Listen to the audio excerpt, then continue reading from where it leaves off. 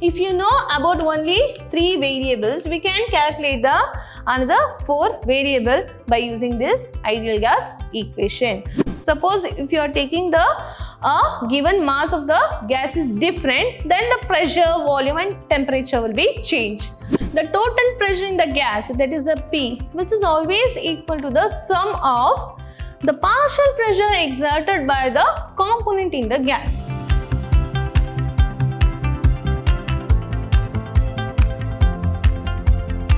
Hello my dear students, a warm welcome you all. Myself is Purnima, lecturer in Department of Chemistry at Vidhyaashram Pre-University College, Temple of Excellence, Mysuru. My dear students, in our last discussion, we were dealing with the unit called States of Matter. Under that, we are discussing only about the gases and liquids.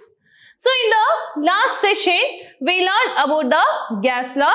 Under that, we also learned about the 4 different laws which has been given by the different scientists. Is it right?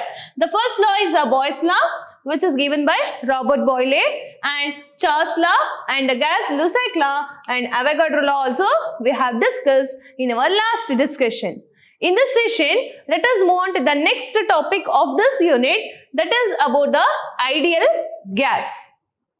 Okay, and the calculation of the R in the SI unit, and we will discuss what is combined gas law and density and the molar mass calculation from the ideal gas equation, and let us see what is Dalton's law of partial pressure, and also we are going to discuss with the relationship between the partial pressure and also with the mole fraction. So firstly, I'll go for the ideal gas equation.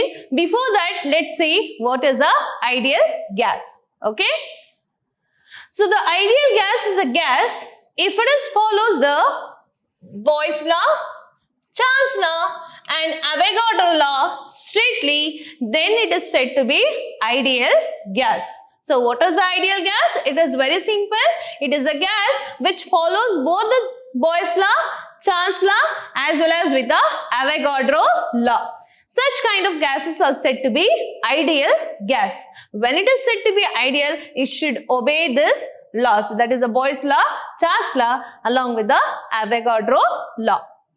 Now let's see how to obtain this ideal gas equation. Okay, so this is also known as ideal gas law. So from our gaseous or the gas law, we have learned that there are 4 different laws will be there. Is it right? That is one is Boyle's law and second one is Charles law, and also we discussed about the Avogadro law.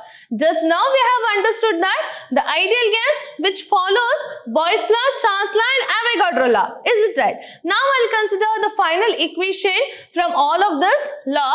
That is, I'll go for the Boyle's law. In the Boyle's law, we have learned that the pressure which is inversely proportional to the volume at constant temperature. Is it right? So we can interchange the volume and pressure, and we can rewrite this equation as V is directly proportional to 1 by P. That is a volume which is directly or inversely proportional to the pressure at constant temperature. When it comes to the Charles law, we have understood that the volume which is directly proportional to the temperature at constant pressure. When it comes to the Avogadro law, we have learned that volume is directly proportional to the number of moles at constant temperature and also with a constant pressure. So these are the laws which we already discussed in our last session only, and by using those laws, we are deriving the ideal gas equation. Because just now we have understood that ideal gas is a gas which obeys only Boyle's law, Charles law and Avogadro law. And from our gaseous law, we have learned that in a Boyle's law, the volume which is inversely proportional to the pressure at constant temperature. Like that, the Charles law which states that the volume which is directly proportional to the temperature at constant pressure. When it comes to the Avogadro law, we have learned that the volume which is directly proportional to the number of moles at constant temperature and pressure. So I'll combine all these three laws and we can write this equation as the volume which is directly proportional to the N into T divided by P. Okay, when N is the number of mole and T is the temperature and P is the pressure and V is the volume. Now, in order to remove this proportionality, I can replace with the R. So, we can rewrite this equation as V is equal to R into NT divided by P, where R is known as a universal gas constant. Why it is known as universal gas constant? Because it is same for all gases. So, it is same for all gases, hence it is known as universal gas constant. So, here this is the equation which come by combining the three different laws, because the ideal gas which obeys all these three laws, that is why we have got this equation, that is V is equal to R into N T divided by P, where R is known as a universal gas constant. Now, by rearranging this above equation as we get in this equation 1, okay, we can rewrite the above equation as PV is equal to nRT. We know that V is equal to R NT divided by P. So, if you take the P into V as outside, so we can rewrite it as a PV is equal to nRT, and this is known as ideal gas equation. This is known as what? Ideal gas equation. So, this is the ideal gas equation, and this equation which is relation for the other four variables that describe the state of the any gases completely, and therefore this is also known as equation of state. So, from this equation you can clearly know that there is a pressure, volume, temperature and a gas constant, that is a universal gas constant. So, there are four variables will be there that will decide the state of the any gases. Okay, and also the N is nothing but the number of moles of the given gas. This is how we can derive an equation for the ideal gas by using Boyle's law, Chance law and along with the Avogadro law, and this is a final equation for the ideal gas equation. This is also known as equation of state. Okay. Next we'll see with the calculation that involves the values of the R in SI unit. Okay. The ideal gas equation that shows that the values of the R which depends on the units in which the pressure, volume, temperature are measured. If three variables in this equations are known, we can go with the fourth can be easily calculated. So, from the ideal gas equation, we know that PV is equal to nRT. Is it right? So, we have four different variables. And we know that this is a constant for all gases. Is it right? So, including this number of moles, if any three which is given to you, we can calculate the fourth one which is not given. Is it right? So, that can be calculated by placing the values of pressure in the kilopascals and the volume which is also expressed as 0.0227098 meter cube, and if you place the values of the temperature, that is 273.15, we know that number of moles is nothing but a 1, and also if you place the values of all this in this ideal gas equation, we will get the values for the R. Why we get our values of the R here? Because we have learned that R is a universal gas constant and it is constant for all gases. That is why we are putting the values of the pressure, volume and temperature to get the values of the R. So, if you taken out the R outside, we are placing the values of the pressure along with the volume and number of moles, that is 1, along with the temperature value. If you calculate it with this, you know, you will get 8.314 kilopascal meter cube Kelvin per mole, or you can express it in the joules also, 8.314 joules per Kelvin per mole. This is how the universal gas constant, that is R, value can be obtained by placing the values of the pressure, volume and number of moles along with the temperature. Hope you have understood that how to get the values of this ideal gas equation or how to calculate with the ideal gas equation. Now let's see the values of the R with the different units. So there are so many different units will be there. Let's see with the values of the R. Suppose if your values of the R, if you are expressing in terms of atom per mole per Kelvin, then it will be 0.0821. If you are expressing in joules per mole per Kelvin, then your values will be 8.314.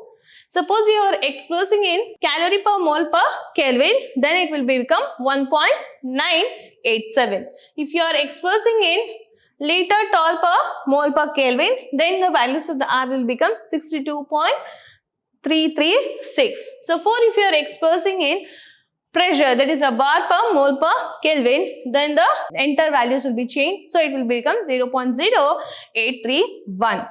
So, this is how the values of the R, which is also different when you are expressing with the different unit. But always remember, we know that from the ideal gas equation, PV is equal to nRT.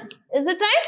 We know that R is a universal gas constant and it is a constant for all gases. If you know about only 3 variables, we can calculate the another 4 variable by using this ideal gas equation. And also we got the values of the R by placing the pressure, volume and temperature along with the number of mole value. We got 8.314 joules per Kelvin per mole. Just remember this concept. It is very important for the NEET as well as for the JEE. Okay. Next we'll see with the combined gas law. Now we have understood that what is an ideal gas and how to derive an ideal gas equation and how to obtain the values of the R, and also we discussed about the calculations that involves the different values of the R in the different SI units. Is it right? Now let's see the combined gas law, how to derive it. The ideal gas equation can also be written as PV divided by T is equal to NR. We know that PV is equal to nRT. Is it right? If you taken out the temperature outside, we can rewrite this above equation as PV divided by T is equal to NR, and it is constant for a given mass of the gas. If the pressure and the volume and the temperature of the given mass of the gas is changed, suppose if you are taking the given mass of the gas is different, then the pressure, volume and temperature will be changed. So, it can be converted into P1V1 divided by T1 is equal to NR, and for the given mass of the gas, if it is changed again, so it will become P2V2 divided by T2 is equal to NR. So, this is a mass of the given gas, and this is also a mass of the given gas when it is changed. Okay. So, if you combine these two equations, we will get P1V1 divided by T1, which is equal to P2V2 into T2. So, this overall equation, which is known as combined gas law equation. How do we get this combined law gas equation? Just by changing the given mass of the gas. Just by changing the given mass of the gas, we will get the combined gas equation, and it can be denoted as P1V1 divided by T1, which is equal to P2V2 divided by T2, and this is known as combined gas equation. It is very simple. Maybe for the 1 mark, they can ask from this part to write the combined gas equation. Now let us see how the density and the molar mass calculations, which is also done by using ideal gas equation. So, we know that from the ideal gas, the pressure and the volume, which is equal to number of moles into RT. R is a gas constant and T is a temperature. Now, I will take out the N and V outside. So, N divided by V, which is equal to P and RT. But we know that the number of moles, which is also equal to the mass divided by molar mass. By placing the values of the N in this above equation, we can rewrite this above equation as the M divided by MV, which is equal to P divided by RT. But we know that the mass divided by volume, which is nothing but a density. So that is why I can place the mass by volume as density directly divided by molar mass, which is equal to P divided by RT. So if you rearrange this equation, you can get the molar mass, which is equal to D into RT divided by T. So this indicates that the molar mass, which is also related to density, by using this ideal gas equation. Only by using this ideal gas equation, we can relate the molar mass along with the density. Hope you all understood that how I have done this rearrangement simply by using the ideal gas equation. And finally, you obtain that density and the molar mass, they are related to each other with the ideal gas. So that the remaining part will be P divided by RT, where D is known as a density, and which is always equal to the mass divided by volume. That is why I place the D directly in the above equation. If you rewrite this equation by taking the M outside, it will become dRT divided by P. So this is how the density of the gas are very low under the atmospheric condition. For this reason, the gas density are usually expressed in gram per liter. So this is a relationship with the molar mass with the density by using the ideal gas equation. And it is very simple to derive this relation with the density and the molar mass with the ideal gas by using ideal gas equation. Hope you all understood. Firstly, we have taken the ideal gas equation and we have rewrite this reaction by considering the N and V outside. So the remaining thing we have written. In the next step, we have understood that the N is nothing but a number of moles which is always equal to the mass divided by molar mass. Is it right? We have applied the values of the N in case of the above equation. We got M divided by MV, which is equal to P divided by RT.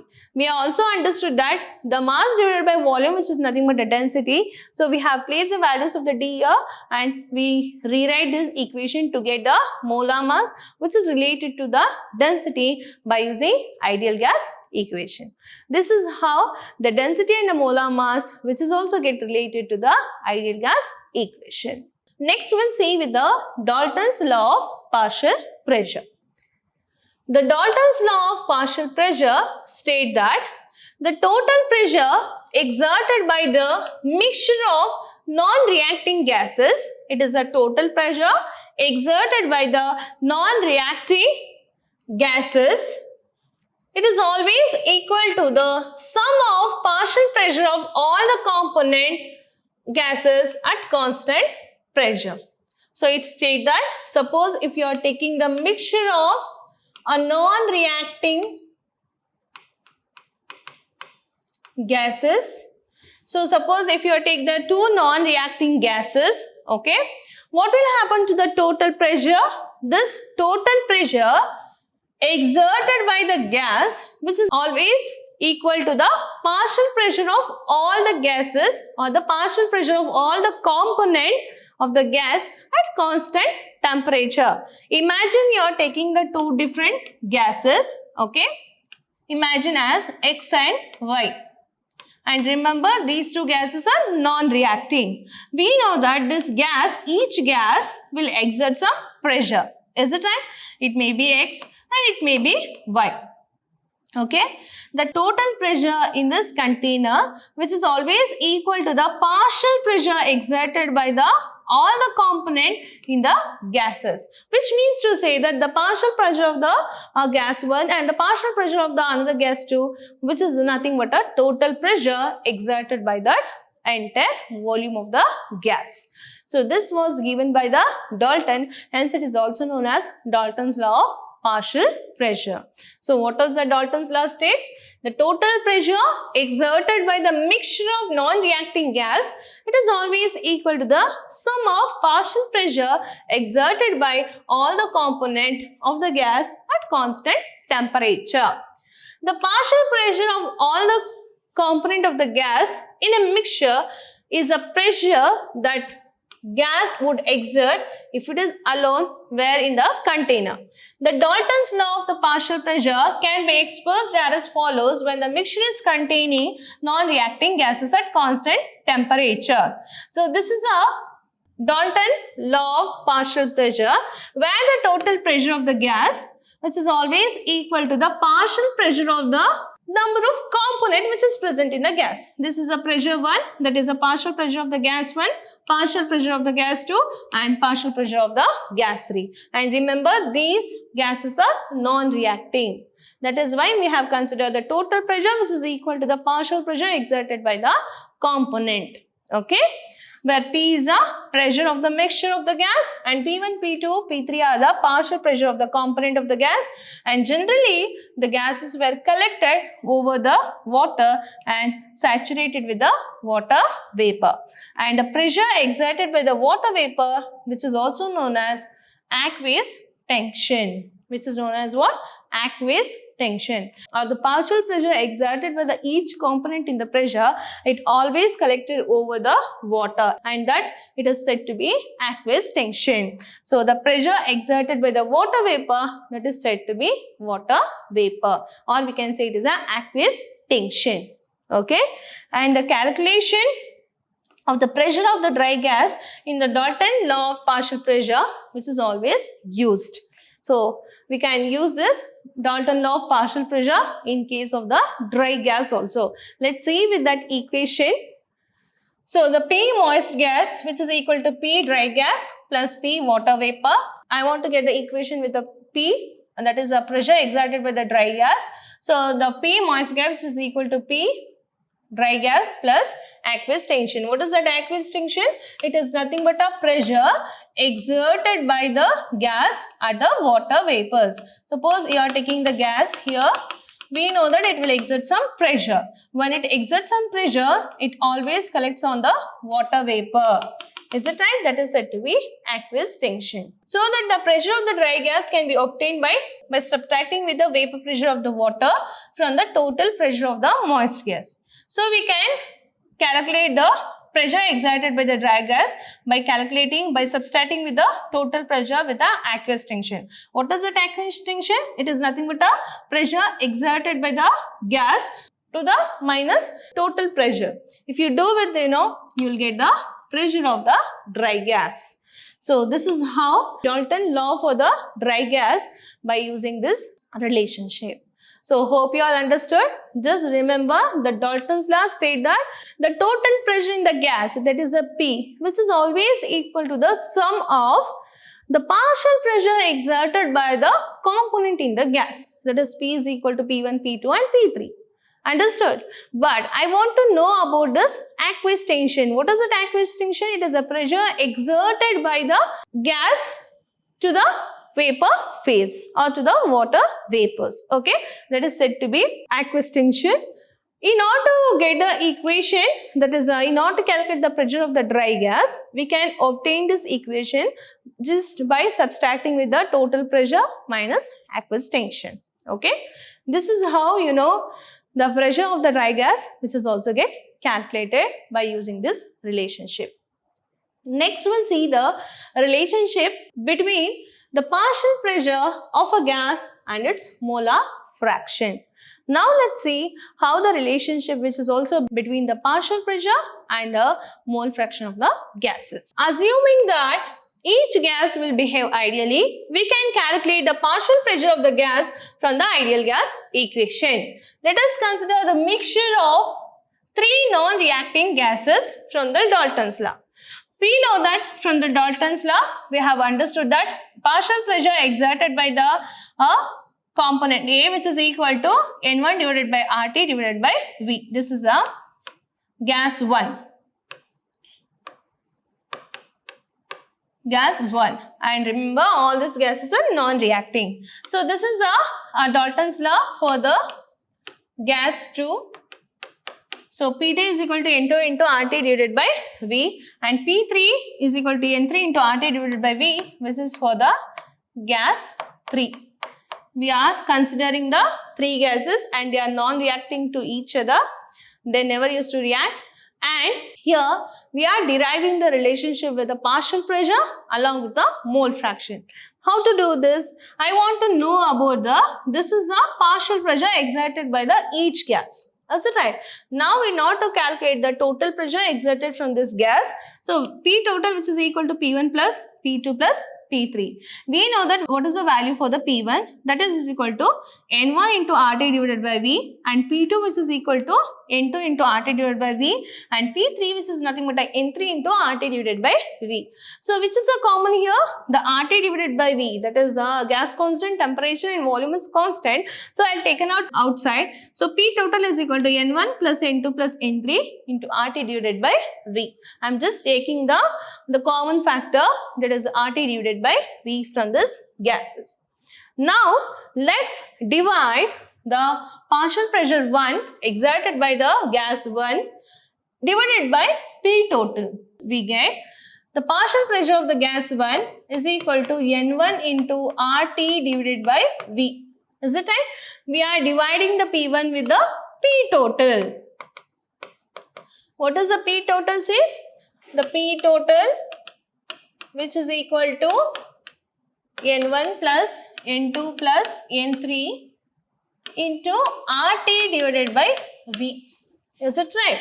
So we are dividing the P1 divided by P total. So it can be written as P1 divided by P total, which is equal to N1 divided by N1 plus N2 plus N3 into RT divided by V into RT divided by V. So we can cancel this RT, RTV and RTV. So we will get N1 divided by N1 plus N2 plus N3. We have understood that from the mole fraction. So the mole fraction of the any one of the component, that is any one of the component, which is always equal to the mole fraction of the remaining component, that is the solute and solvent. Is it right? So it will be N1 divided by N1 plus N2 and N3 can be considered as X1, because from the mole fraction, number of moles of the solute divided by number of moles of the solvent plus solute. Is it right? So this has been learned from the first year itself. So where X1 it is known as a mole fraction of the first gas. So that is why I have written as a X1. So you can rewrite this equation by taking the P1 outside. So P1, which is equal to P total into X1. So similarly, for other two gases also, we can rewrite this equation, which can be written as P2 is equal to X2 into P total. Similarly, you can write for the gas 3, that is X3 into P total. This is how the pressure of the gas 1, and for the gas 2 and for the gas 3 also we can rewrite this equation. In order to simplify this reaction, we can rewrite this equation by placing the I. So we can rewrite as Pi, which is equal to Xi into P total, where Xi, which is nothing but a partial pressure of the gas 1, partial pressure of the gas, and a partial pressure, or we can say it is a mole fraction. Okay, the Pi, which is known as a partial pressure, and Xi, which is known as a mole fraction, and the P total, it is nothing but a pressure exerted by the number of gases, that is a gas 1, gas 2 and gas 3. Okay, what is that I? This is a ith gas respectively. So instead of writing that P1, P2 and P3 or X1, X2, X3, we can consider as a ith gas respectively. So that the total pressure of the mixture of the gas which is known, and this equation is used to find the pressure exerted by the gas individually. This is how, by considering the three mixture of non-reacting gases, we can relate the partial pressure with the mole fraction. Hope you all understood. Firstly, we have considered the three different gases. They are non-reacting to each other. We know that all these gases, they exert some pressure, and this shows the partial pressure. Is it right? So P1 is equal to nRT divided by V, and P2 is equal to nRT divided by V, and P3 is equal to N3 divided by RT divided by V. So by combining these three equations, by considering the total pressure, we can rewrite this equation and we can get the common factor outside. We will get this equation. Now after getting the P total value, we can divide with the P1. So we will get this equation, and finally we can say the N1 divided by N1 plus N2 plus N3, which is nothing but a mole fraction. Already we have learned.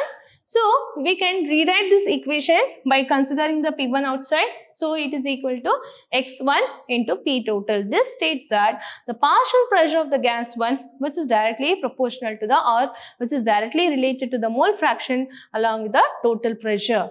So in order to express with the ith gas respectively, we can consider as a Pi and Xi and P total. Hope you all understood, and by using this equation we can easily calculate the pressure exerted by the each individual gases.